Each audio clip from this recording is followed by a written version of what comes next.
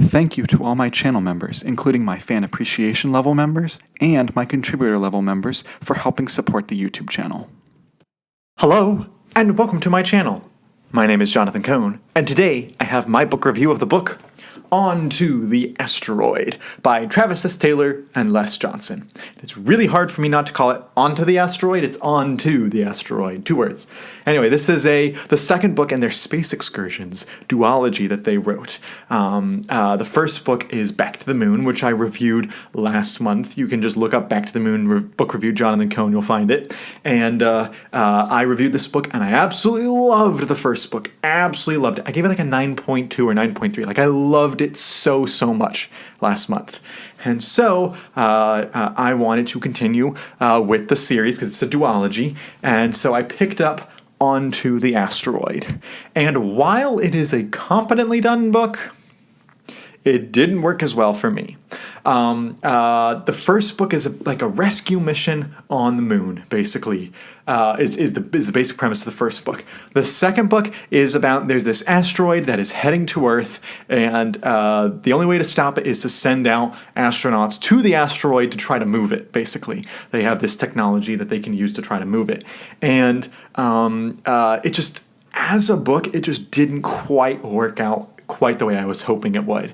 The first 100 pages are just filled with constant assassination attempts or murder attempts and action scenes like that. And they're trying to portray that there are people who don't want Space Excursions, which is the private company that's doing all this space travel, to continue because you find out why that is. I won't spoil why, but someone doesn't want that stuff to continue, and it kept happening so often. After every couple of chapters, I was like, all right, look at my watch. When's the next assassination attempt gonna be? I was kind of over it, especially since that was not the tone of the first book. The first book is this hopeful, explorative, what the future can bring us. It is about rescuing the other people from other countries, and it's about working together.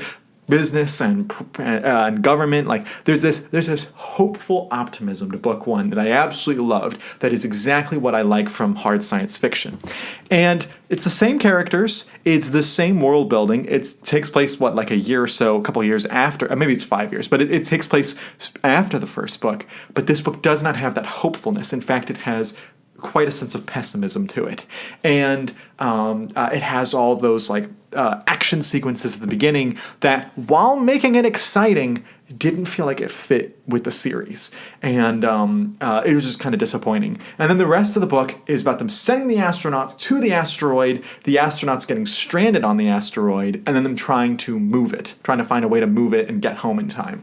And the first book dealt with technical stuff, but it was very much understandable, and you could power through it if you don't understand the technical stuff. Here, the technical stuff felt more onerous, and it felt a little bit more in detail, and that just doesn't work for me as well. I love knowing that everything is accurate, that you are trying to portray your hard science fiction as realistic. I love that you do that. I don't need to read that in the book itself. I just need you to show me that it's hard science fiction while focusing on characters and action and stuff. And it felt like at points in this book it was, let's explain all the science, explain all the technology so that it can be viewed as realistic, which Travis Taylor and Les Johnson, both NASA scientists, are very good at their jobs with that. But I'm just focus on the story a little bit more. I felt like that's something, yet another example of where the first book excelled and the second book didn't. I did think that the characters themselves were handled very well. I thought that, in particular, Paul Stetson, Paul Gessling and Bill Stetson, who were the two main characters of the first book, I thought they had great character development, particularly Paul Gessling.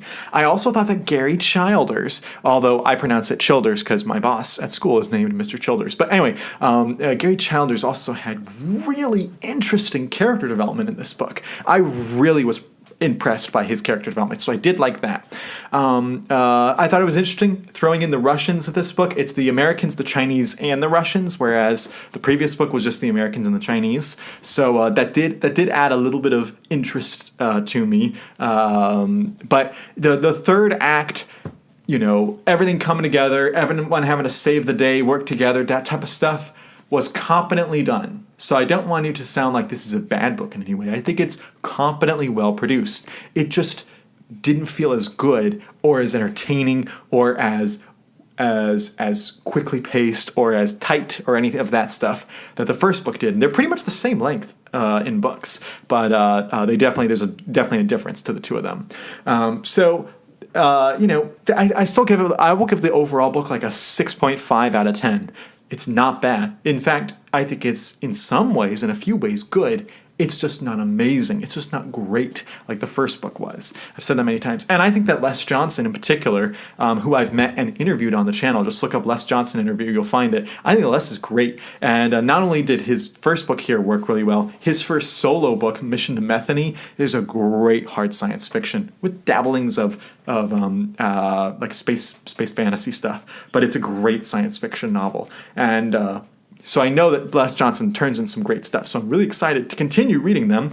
In fact, Les Johnson has a book finishing out the whole Grand Tour universe from Ben Bova coming up soon in November, and I plan to read that when it comes out. So I love Les Johnson, and apparently I'm enjoying Travis Taylor after the first book. I'll have to see his other stuff to see how I feel about him overall. But yeah, this book's just a 6.5. I didn't love it. I didn't hate it. So don't get me wrong, this is not a totally negative review. This is just me saying it's a good book that should have been great. It's a good book that should have been amazing. It just wasn't. So that's why I'm kind of let down, especially after having the whiplash of reading the amazing Back to the Moon. So if you've read On To The Asteroid, let me know your thoughts on it in the comments section down below. Please subscribe to the channel. If you have the ability to, please consider becoming a channel member. And until next time, I'm Jonathan, and thank you for watching.